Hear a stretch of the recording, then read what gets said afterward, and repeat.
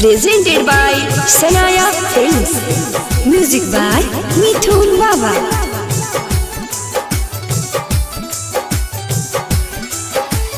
कोई से आई बाबा चलवा चढ़ावे का बीमारी बयाई। कोई से आई बाबा चलवा चढ़ावे का बीमारी बयाई। कोई से आई बाबा चलवा चढ़ावे का बीमारी बयाई। कोई से आई बाबा चलवा चढ़ावे का बीमारी बयाई। रहुआ सामने कुछ नती कोलई कायब हो गई। तोहरे हाथ के कठपुतली बाबा आज खिलाओ ना हो गई। तोहरे हाथ के कठपुतली इंसान खिलाओ ना हो गई। बोला बोला देवघर वाले बाबा की।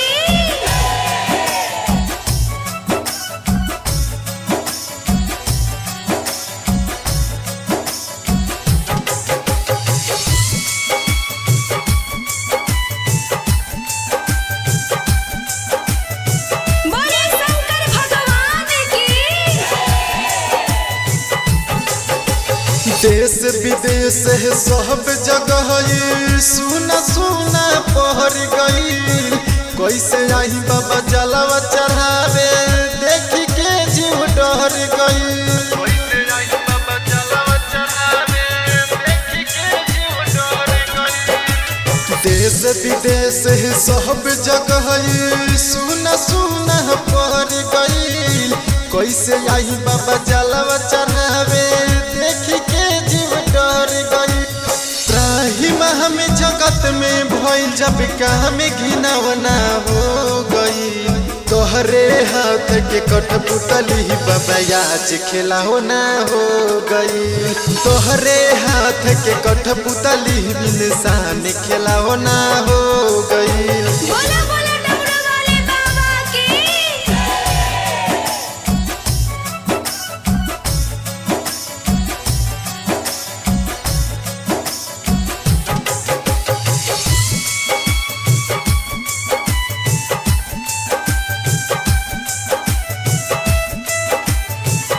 बोला बोला बाबा गरीबनाथ की।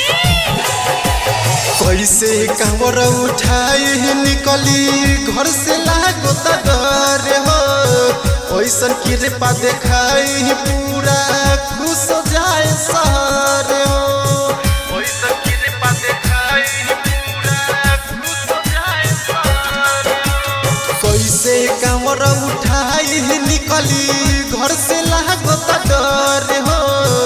ऐसन कृपा देखाई पूरा खुश जाए शहर हो।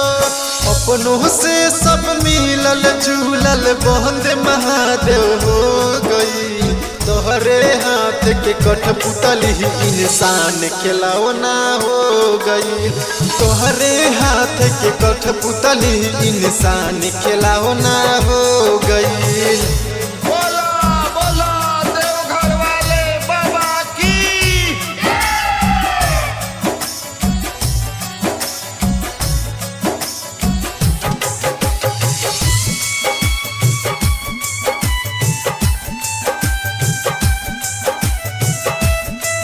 प्रेम से बोले बाबा नीलकंठ की।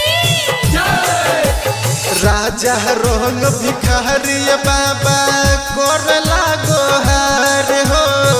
लागे जिंदगी पहुँची न कवनो मदद करी हमार हो। लागे जिंदगी पहुँची न कवनो मदद करी हमार हो। राजा रंग भिखारी बाबा इहे करे गुहार हो। लागे जिंदगी बच न पाई मदद करी हमार हो। नित्य सुजाला मिथुन रोहित सभी के चिंता बढ़ गई। तोहरे हाथ के कठपुतली इंसान खिलाओ ना हो गई।